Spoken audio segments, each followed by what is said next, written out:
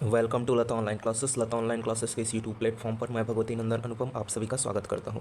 जैसा कि आप लोगों की भारी डिमांड थी कृषि उपज मंडी अधिनियम 1972 एक्ट की, जिसके जो है पार्ट 1 डाले जा चुके हैं, ये जो है पार्ट 2 है। पार्ट 2 में हम जो है थोड़ा सा सिस्टमेटिक वे में चर्चा करेंगे। वो जो है हल्का सा PDF ब्लर हो गया था, जिसके वजह से आपको न्यू नोट्स पैटर्न में जो है वीडियो प्रोवाइड कराए जा रहे हैं। तो कृषि उपज मंडी अधिनियम हम देखते हैं 1972, और हमको जो है संशोधन अधिनियम आपका 2018 को इसमें पढ़ना है, जो कि कृषि विभाग के सहायक संचालक के पोस्ट के लिए है, जो कि अपने आप में एक बहुत बड़ा पोस्ट है। तो चलिए देखते हैं कृषि उपज मंडी अधिनियम में। जैसे अगर आप किसी बुक को पढ़ते हैं तो उस बुक में जैसे आप एक आउटलाइन देखते हैं कि कितने चैप्टर है, कौन से चैप्टर में क्या क्या है, कौन से पेज में क्या क्या है, कौन से उपबंध में क्या क्या है, तो ठीक उसी तरह हम एक आउटलाइन देखेंगे एक्ट का। तो इसमें है आपके 14 अध्याय, 13 अनुसूची और 82 धारा। ध्यान रखिएगा, छत्तीसगढ़ कृषि उपज मंडी अधिनियम 1972 में कितना है, 14 अध्याय, 13 अनुसूची और आपका 82 जो है धारा है।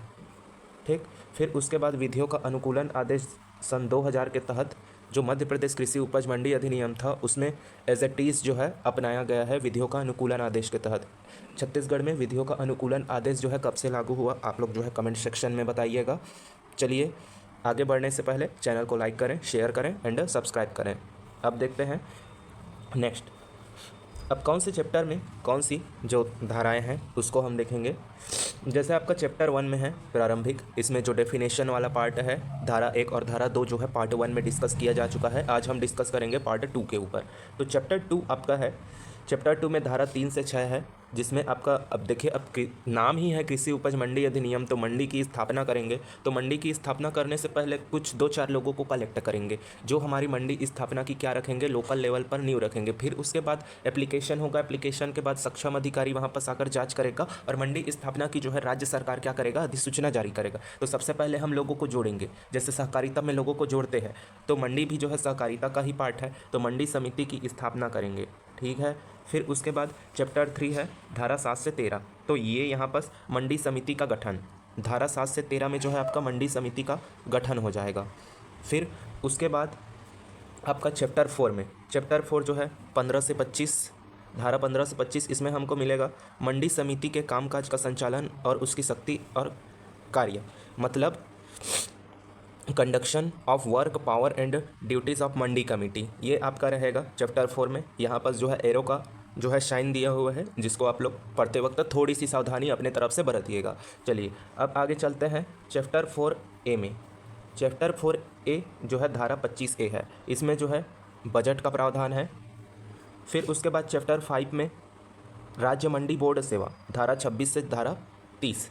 फिर उसके बाद चैप्टर 6 का पोर्शन है, तो चैप्टर 6 जो है धारा 30 से धारा 37। अब देखिए, समान आदमी के मंडी में क्या है, अनाज की बिक्री हो रही है, अब उसको जो है बिजनेस ट्रैक में कैसे लाया जाए, स्टोर करके तो नहीं रख सकते, तो व्यापार का विनियमन, विनियमन का मतलब है कि एक मंडी से दूसरे मंडी और दूसरे मंडी से राज्य से जो है वो एक्सपोर्ट कैसे होगा, इन सब चीज़ों के बारे में चर्चा की गई है। फिर उसके बाद चैप्टर 7 है, तो चैप्टर 7 में आपका 38 से 39, धारा 38 से 39, इसमें जो है मंडी समिति निधि, मतलब जो मंडी समिति है वो कितने धन का क्या कर सकती है, आहरण कर सकती है, मतलब जो है कितने फंड लेने की हकदार है, इस पर जो है मैटर करता है। फिर उसके बाद आते हैं चैप्टर 8 में, तो आपका जो ये जो चैप्टर 8 है धारा 40 से 47, ये जो है छत्तीसगढ़ राज्य कृषि विपणन बोर्ड पर जो है बेस्ड है। फिर उसके बाद चैप्टर 9 है, चैप्टर 9 48 से 53, इसमें जो है पेनाल्टी है, मान लीजिए कोई अपराध करता है या फिर कोई भी प्राधिकारी कुछ भी करता है या फिर मंडी समिति का सदस्य जो है कुछ भी करता है, तो वो जो है इसमें क्या है, शास्ति है।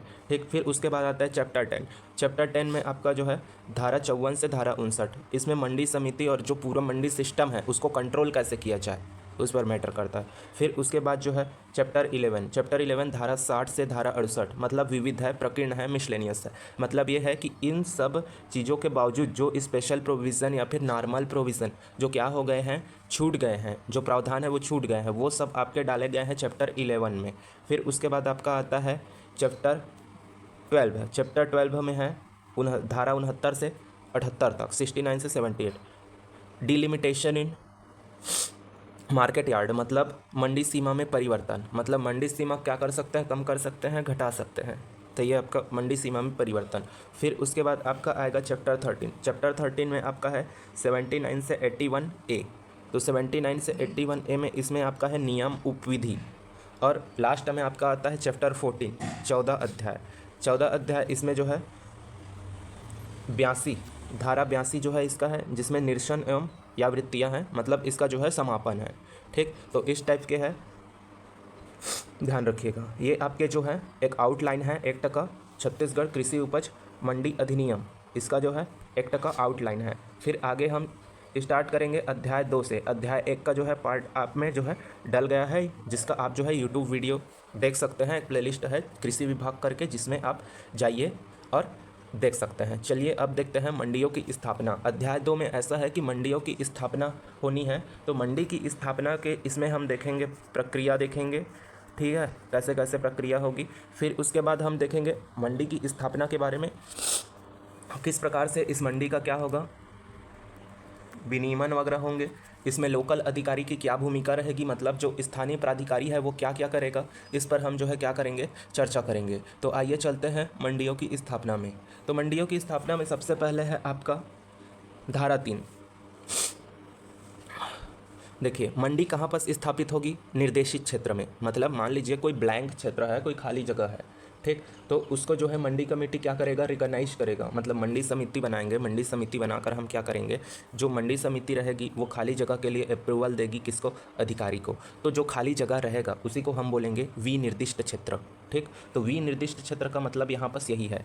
तो विनिर्दिष्ट क्षेत्र के अधिसूचित कृषि उपज के विपणन के विनियमन करने के आशय की सूचना। मतलब सबसे पहले जब भी कोई आप एक्ट पढ़ेंगे या फिर धारा पढ़ेंगे, ठीक है, तो सबसे पहले उसके हेडिंग को देखिएगा और उसी हेडिंग के अकॉर्डिंग जो है अन्य जो सब सेक्शंस है उनके वो जो है आपके देखने को मिलेंगे। तो ये यहाँ पर जो है विनिर्दिष्ट क्षेत्र में अधिसूचित कृषि उपज के विपणन के विनियमन के करने के आशय की सूचना। मतलब विनिर्दिष्ट क्षेत्र मतलब ब्लैंक क्षेत्र जहाँ पर मंडी बननी है, ठीक, वहाँ जो है क्या होगा, कृषि उपज का विपणन होगा। मतलब जो भी है कृषि उपज का मतलब है कि जो कृषि से प्राप्त उपज है, धान, अनाज, मक्का, ज्वार, बाजरा, जो भी, फिर जिसको सरकार जो है समर्थन मूल्य पर क्या खरीदती है, ठीक।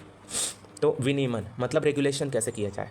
तो सीधी सी बात है, देखिए विनिर्दिष्ट क्षेत्र की हमको आवश्यकता क्यों पड़ी, कृषि उपज के क्रय विक्रय हेतु, पहली बात, ठीक। तो धारा 3 के सब सेक्शन 1 में, धारा 3 के सब सेक्शन 1 में लिखा गया है कि जो विनिर्दिष्ट क्षेत्र रहेगा वो किसके द्वारा विनिर्दिष्ट किया जाएगा, तो अधिकारी द्वारा, ठीक।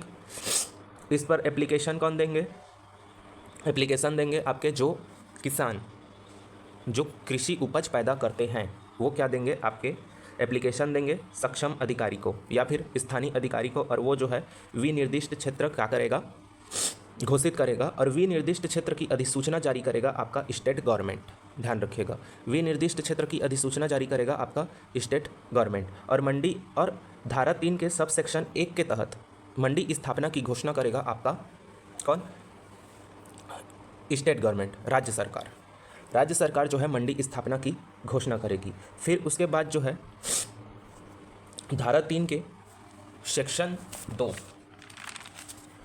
धारा 3 के सेक्शन धारा 3 के सेक्शन 2 के सब सेक्शन 1 में, धारा 3 के सब सेक्शन 2 के सब सेक्शन 1 में क्या होगा, स्टेट गवर्नमेंट उन एप्लीकेशन पर विचार करेगी, किन पर, मंडी स्थापना के उन एप्लीकेशन पर विचार करेगी जो अधिसूचना जारी होने के पश्चात 1 मंथ के जो है भीतर प्राप्त हो। अब मान लीजिए स्टेट गवर्नमेंट क्या करेगा, मंडी की स्थापना के लिए अधिसूचना जारी करेगा। यहाँ पर बैठे रहेगी लोकल लेवल पर क्या, कृषि समिति।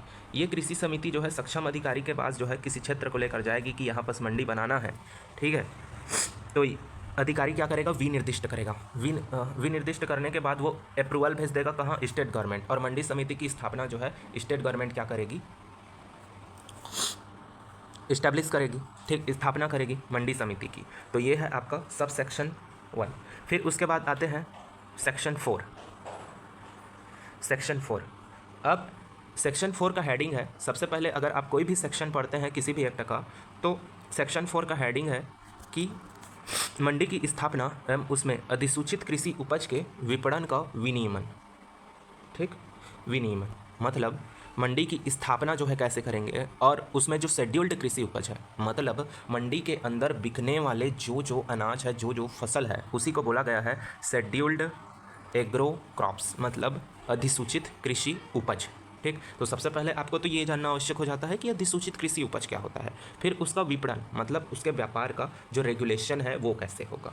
ठीक, देखिए लिखा ये गया है, अगर धारा 3 के तहत मंडी की स्थापना, धारा 3 के तहत मंडी की स्थापना व जांच की जाती है, ठीक, तो उस मंडी का क्या होगा, नाम रखा जाएगा। तो सेक्शन 4 के तहत किसी मंडी का क्या रखा जाएगा, नाम रखा जाएगा। ध्यान रखिएगा, जब आप लोग एक्ट वाले पीडीएफ को पढ़ेंगे तो वहाँ पर जो है बहुत कठिन भाषा जो है दी गई है, तो इतना आप बस ध्यान में रखिए कि मंडी की स्थापना, उसकी अधिसूचित कृषि उपज के विपणन का विनियमन, तो मंडी का आपका जो है नाम रखा जाएगा।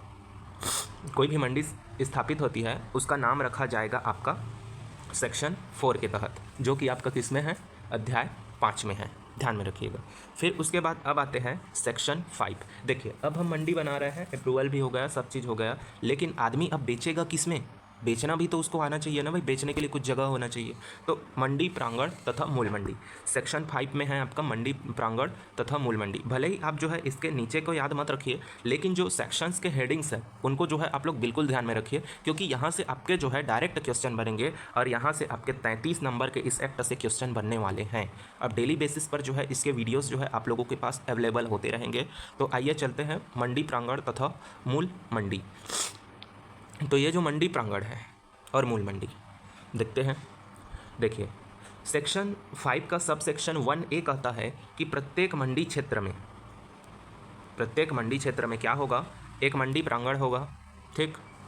विशेष वस्तु के लिए एक या एक से अधिक मंडी प्रांगण होंगे, एक जो है एक से अधिक उप मंडी प्रांगण हो सकेंगे, और प्रत्येक मंडी प्रांगण या उप मंडी प्रांगण के लिए एक क्या होगी, मूल मंडी होगी। मान लीजिए एक बड़ा मंडी है, ठीक है, इस मंडी का नाम है, उसके अंडर में छोटी छोटी जो है मंडियाँ आएंगी, जिसको बोलेंगे हम क्या, उप मंडी, ठीक है, इसको हम क्या बोलेंगे, उप मंडी बोलेंगे। ये बड़ा मंडी है, इसके प्रांगण के इसके अंडर में जो है छोटे छोटे मंडियाँ आएंगी, जिसको बोलेंगे हम उप मंडी, ठीक। तो सेक्शन 5 का सब सेक्शन 1A ये कहता है कि प्रत्येक मंडी क्षेत्र में एक प्रांगण होगा, ठीक है, इसको आप मत याद रखिए, कोई दिक्कत नहीं है, लेकिन जो ये जो है उसको याद रखिए। तो प्रत्येक मंडी में एक जो है मंडी प्रांगण होगा, ठीक। अब मान लीजिए कोई स्पेशल क्रॉप्स की खरीदी बिक्री करनी है, तो उसके लिए एक मंडी प्रांगण हो सकते हैं या उससे अधिक, ठीक। फिर उसके बाद एक से अधिक उप मंडी प्रांगण भी हो सकते हैं, और प्रत्येक मंडी प्रांगण या उप मंडी प्रांगण के लिए एक मूल मंडी होगी, ये आपका जो है कहा गया है। फिर उसके बाद सेक्शन 5 के सब सेक्शन 1A के 3 में, कैसे, सेक्शन 5 के सब सेक्शन 1A के 3 में, ये 3 है, इसमें जो है कोई भी व्यक्ति या किसान संगठन, कोई भी व्यक्ति संगठन या किसान उत्पादक संगठन द्वारा जो क्या हो, मंडी से, मंडी बोर्ड से या फिर मंडी समिति से क्या हो, पंजीकृत हो, ठीक, ये क्या कर सकेगा, प्रबंधन मंडी का कर सकेगा। मतलब क्या है कि मंडी का मैनेजमेंट जो है देख सकता है। देखिए हम लोग क्या कर लिए, सेक्शन 3 में जो भी कानूनी कार्यवाही थी उसको हम देख लिए, सेक्शन 4 में हम क्या देख लिए, मंडी की स्थापना और उसका नाम कैसे रखेंगे वो देख लिए। सेक्शन 5 के सब सेक्शन 1A में हमने जो है देखा कि क्या क्या प्रोविज़न हो सकेंगे। फिर उसके बाद थर्ड में जो है अब इसका मैनेज कौन करेगा, भाई मंडी है तो उसको मैनेज तो करना पड़ेगा। तो देखिए कोई पर्सन उसको मैनेज कर सकता है या फिर किसान उत्पादक संगठन उसको मैनेज कर सकता है, जो क्या हो, मंडी बोर्ड या मंडी समिति से क्या हो, पंजीकृत हो, ठीक, तो उसका मैनेज करेगा। मतलब सीधा सी बात है कि मैनेज कौन करेगा। और ध्यान रखिए बहुत इंपॉर्टेंट है, एक या एक से अधिक टर्जिनल मार्केट कॉम्प्लेक्स का प्रावधान है। ध्यान रखिएगा, ये जो टर्जिनल मार्केट कॉम्प्लेक्स है इसका जो है एक या एक से अधिक जो है हो सकेंगे, ठीक। फिर उसके बाद जो है सेक्शन 5 के सब सेक्शन 2 ये कहता है कि स्टेट गवर्नमेंट क्या करेगा, जैसे ही धारा 4 के तहत अधिसूचना जारी करेगी, जैसे ही धारा 4 के तहत क्या करेगी, अधिसूचना जारी करेगी, ठीक। कौन से सेक्शन के तहत, धारा 4 के तहत अधिसूचना जैसे ही जारी करेगी राज्य गवर्नमेंट, तो उस केस में क्या होगा, तो देखते हैं उस केस में क्या होगा। सेक्शन 5 के सब सेक्शन 2A के तहत जो विनिर्दिष्ट स्थान रहेंगे, मतलब जहाँ पर क्या बनना रहेगा, मंडी बनना रहेगा, ठीक। उस मंडी को संरचना के दृष्टिकोण से, या अहाता इनक्लोजर के दृष्टिकोण से, या फिर किसी ओपन एरिया को, ठीक है, विनिर्दिष्ट स्थान के अंदर में कोई भी स्ट्रक्चर आएगा, ओपन एरिया आएगा या फिर अहाता आएगा, मतलब इनक्लोजर। इनक्लोजर का मतलब ये है कि ऐसा स्थान जो चारों ओर से क्या हो, घिरा हुआ हो, ठीक, जहाँ विपणन की व्यवस्था की जा सके, ठीक, वो उसको मंडी प्रांगण के रूप में घोषित करेगा या फिर उप मंडी प्रांगण के रूप में घोषित करेगा और विशेष वस्तु मंडी प्रांगण के रूप में घोषित करेगा। किसके पर्पज़ से? किसान उपभोक्ता उप मंडी प्रांगण के पर्पज़ से जो है क्या करेगा, ये जो है घोषित करेगा स्टेट गवर्नमेंट, ठीक है। फिर उसके बाद सबसेक्शन 2 का, सेक्शन 5 के सबसेक्शन 2 का बी ये कहता है कि मंडी क्षेत्र को, किसको? मंडी क्षेत्र को विनिर्दिष्ट, मंडी क्षेत्र के विनिर्दिष्ट क्षेत्र को मूल मंडी घोषित करेगी। कौन? आपका स्टेट गवर्नमेंट। तो आपके ये 2 सबसेक्शन है, मूल मंडी क्षेत्र, मंडी क्षेत्र अलग है और मूल मंडी अलग है, ध्यान रखिएगा। अब वो स्ट्रेटिफिकेशन है, सबसे पहले रहेगा आपका मूल मंडी, मूल मंडी के बाद रहेगा आपका, 1 सेकंड, सबसे पहले आपका रहेगा मूल मंडी, मूल मंडी के बाद रहेगा आपका मंडी क्षेत्र, मंडी क्षेत्र के बाद रहेगा आपका उप मंडी, ऐसे करके जो है रहेगा। तो सेक्शन 3 के अंडर में हम अधिसूचना जारी करवा देंगे, ठीक। सेक्शन 4 के अंडर में उसका नामकरण कर देंगे। सेक्शन 5 के अंडर में मंडी उप मंडी का जो है क्या कर देंगे, ये कर देंगे। फिर उसके बाद सब सेक्शन 2 में, सेक्शन 5 के अंडर में मंडी क्षेत्र को हम क्या कर देंगे, मूल मंडी क्या कर देंगे, घोषित कर देंगे, ठीक है। फिर उसके बाद हम देखते हैं सेक्शन 6। सेक्शन 6 में आपका क्या है, सेक्शन 6 अधिसूचित कृषि उपज के विपणन का नियंत्रण। मतलब यदि किसी, आप सेक्शन 6 का हेडिंग पढ़िए, अधिसूचित कृषि उपज के विपणन का नियंत्रण। अधिसूचित कृषि उपज के विपणन का नियंत्रण यहाँ पर आप जो है देख सकते हैं, मतलब ये है कि वह कृषि उपज जो क्या है, शेड्यूल्ड है, मतलब जो मंडी समिति या फिर जो उपज स्टेट द्वारा क्या हो, शेड्यूल्ड हो, मतलब लिस्ट में हो, जिनका समर्थन मूल्य पर क्या किया जाता है, क्रय किया जाता है, क्रय विक्रय किया जाता है, उसको हम बोलते हैं क्या, अधिसूचित कृषि उपज। अब इसका जो है विपणन का नियंत्रण, मतलब बिजनेस का हम क्या करेंगे, कंट्रोल करेंगे। तो कैसे करेंगे देखते हैं।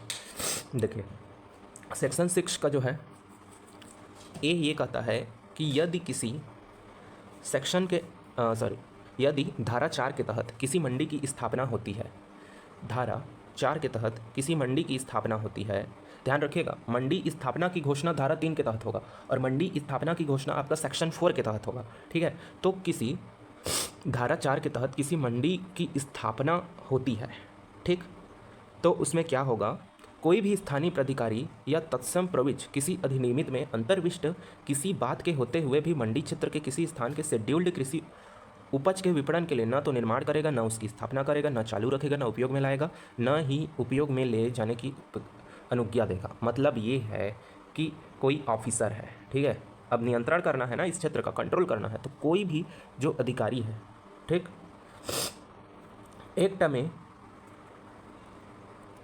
एक्ट में कोई भी बात है जो रेस्ट्रिक्ट करती है, ठीक, मान लीजिए कोई रिस्ट्रिक्शन वाली बात है जो क्या करती है, रिस्ट्रिक्ट करती है, तो कोई भी स्थानीय प्राधिकारी कृषि उपज के विपणन के लिए, मतलब फसलों को बेचने के लिए, न ही मंडी परिसर का निर्माण करेगा, ठीक है, न ही स्थापना करेगा, न ही मंडी को चालू रखेगा, न ही उपयोग में लाएगा और न ही उपयोग में लाने की क्या करेगा, अनुज्ञा देगा। अनुज्ञा का मतलब होता है कि अनुमति देगा, ठीक। मान लीजिए किसी मंडी पर क्या चल रहा है, केस चल रहा है उस परिसर क्षेत्र में, या फिर कुछ भी जो इशू है वो आ गए हैं, तो सेक्शन 6 के ए के तहत वो ऐसा नहीं कर सकता कोई भी ऑफिसर, ये ऑफिसर से रिलेटेड है। फिर उसके बाद जो है सेक्शन बी, सेक्शन बी बोलता ये है कि कोई भी व्यक्ति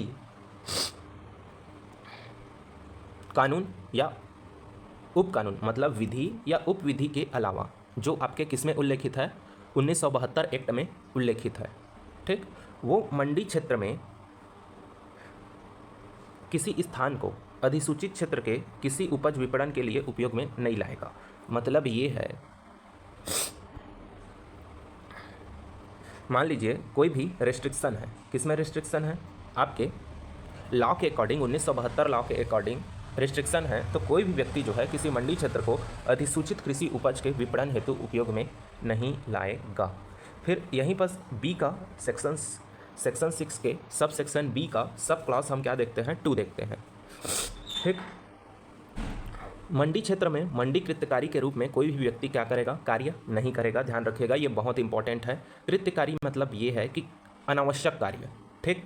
तो मंडी क्षेत्र में मंडी कृत्यकारी के रूप में कोई भी पर्सन यानी व्यक्ति जो है क्या नहीं करेगा, कार्य नहीं करेगा। सीधा सी बात यह है कि मंडी जो है प्राइवेट रूप में क्या नहीं आ सकती, उपयोग में नहीं लाई जा सकती, ठीक है। फिर उसके बाद आपका पोर्शन आएगा, लेकिन इसमें भी स्पेशल प्रोविज़न है। ए, इसका ए देखते हैं तो इसमें कंडीशंस है। कितने कंडीशंस है? 1 2 आपके 3 ये 4 और ये 5 कंडीशंस जो है हैं। तो इस 5 कंडीशन में पहला कंडीशन आप देखिए, एक टाइम में ये क्या करेगा, 4 क्विंटल परचेस करेगा। मान लीजिए या तो उत्पादक, ठीक, कृत्यकारी के रूप में कार्य नहीं करेगा, लेकिन कृत्यकारी के रूप में कार्य कर सकता है जब उत्पादक क्या हो, स्वयं विक्रेता हो। उत्पादक क्या हो, स्वयं विक्रेता हो, ठीक। या फिर ऐसा विक्रय जो घरेलू सामान घरेलू उपभोग के लिए क्या खरीदता हो, कृषि उपज खरीदता हो, ठीक।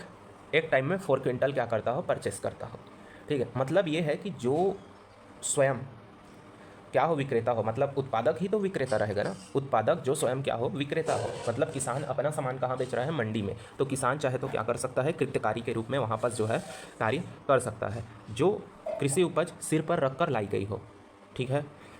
जिसका क्रय, वह कृषि उपज जिसका क्रय छोटे क्रय विक्रय छोटे व्यापारी द्वारा होता है। इसमें जो 4th सेक्शन है, ठीक, जो सब क्लॉज है उसका क्या कर दिया गया है, लोप कर दिया गया है। ध्यान में रखिएगा, हटा दिया गया है।